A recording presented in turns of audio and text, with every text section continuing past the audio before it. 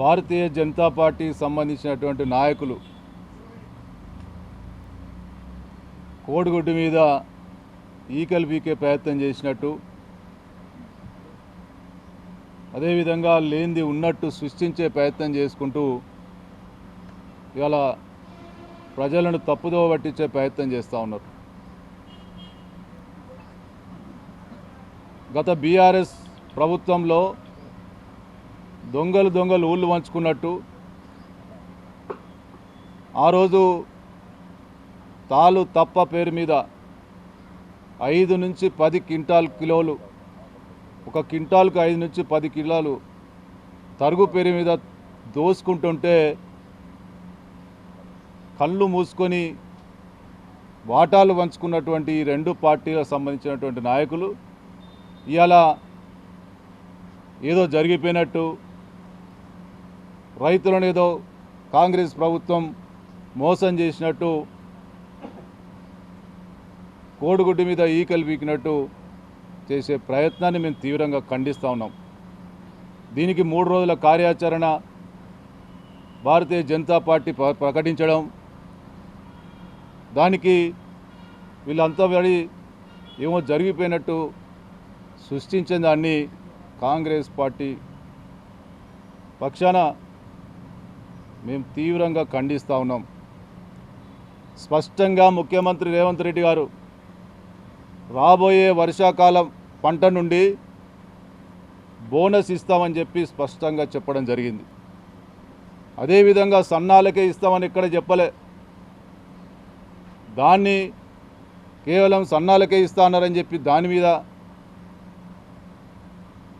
ప్రజలను తప్పుదోవ పట్టించే ప్రయత్నం, రైతులను తప్పుదోవ పట్టించే ప్రయత్నం చేస్తూ ఉన్నారు. ఏదో బీఆర్ఎస్ కంటే 4 ఓట్లు ఎక్కువ పడ్డాయన్నటువంటి భ్రమలలో మేమే ఏదో కాంగ్రెస్ పార్టీకి ప్రతిపక్షంగా మేమే ఉంటామని చెప్పి ఆరాట పడుకుంటూ ఏదో చేయాలనేటువంటి తాపత్రయం తప్ప ఎక్కడ కూడా రైతు మోసపోవాల్సినటువంటి అవసరం లేదు. రైతు పక్షాన రైతును ఆదుకునే ప్రభుత్వం ఇది. రైతులకు ఇబ్బంది జరిగినప్పుడు పోరాటం చేసినటువంటి కాంగ్రెస్ పార్టీ ఈరోజు రైతును ఆదుకోవడంలో ముందుంటుందని చెప్పి మరొకసారి తెలియజేస్తా ఉన్నాం. రైతును వంచడానికి, రైతు పండించిన పంటను దోచుకోవడానికి దళారుల పేరు మీద ఏ విధంగా దోచుకోవాలనేటువంటి ఉద్దేశంతో ఆనోడు నల్ల చట్టాలను తీసుకొచ్చి దళారుల పాలు చేసేటువంటి ప్రయత్నం చేస్తే, దేశవ్యాప్తంగా రైతులు ఉద్యమాలు చేస్తే కార్లతోటి గుర్రాలతోటి తొక్కించినటువంటి ఘనత ఈ భారతీయ జనతా పార్టీ. అటువంటి పరిస్థితులలో విధి లేక నల్ల చట్టాలను వాపసు తీసుకొని ఈరోజు రైతులను వంచే ప్రయత్నం చేసి మోసం చేసి ప్రాణాలు తీసినటువంటి భారతీయ జనతా పార్టీ నాయకులు, నేను గతంలో చెప్పినట్టు బండెడు ఎలుకలు తిన్నటువంటి పిల్లి తీర్థయాత్రలకైనట్టు ఇవాళ కల్లాల పొంటి తిరుగుతూ ఉన్నారు. మీకు అర్హత ఉందా అని చెప్పి అడుగుతా ఉన్నాం. రైతుల పక్షాన మాట్లాడే అర్హత మీకుందా? మీరే కదా నల్ల చట్టాలను తీసుకొచ్చింది, మీరే కదా రైతులను కార్లతో గుర్రాలతో తొక్కిచ్చింది. ఏ ముఖం పెట్టుకుని రైతుల దగ్గర తిరుగుతున్నారని చెప్పి అడుగుతా ఉన్నాం.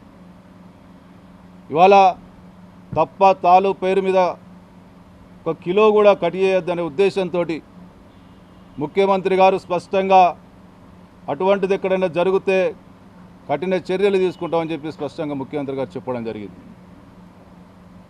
ఏ పక్షాన కూడా ఎక్కడ కూడా రైతుకు అన్యాయం జరగద్దనేటువంటి దృఢ నిశ్చయంతో ఇలా కాంగ్రెస్ పార్టీ ప్రభుత్వం పనిచేస్తూ ఉంది.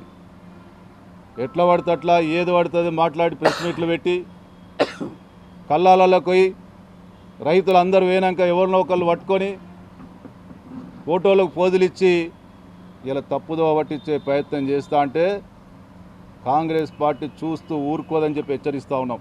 కాబట్టి దయ్యాలు వేదాలు వల్లించినట్టు మాట నిలుపుకోలేని వాళ్ళు, రైతులను కార్లతో గుర్రాలతో తొక్కించిన వాళ్ళు మాట్లాడే నైతిక హక్కు లేదు అని మరొకసారి హెచ్చరిస్తూ ప్రజలను రైతులను తప్పుదోవ పట్టించే ప్రయత్నం చేస్తే ఖబర్దారని హెచ్చరిస్తా ఉన్నాం.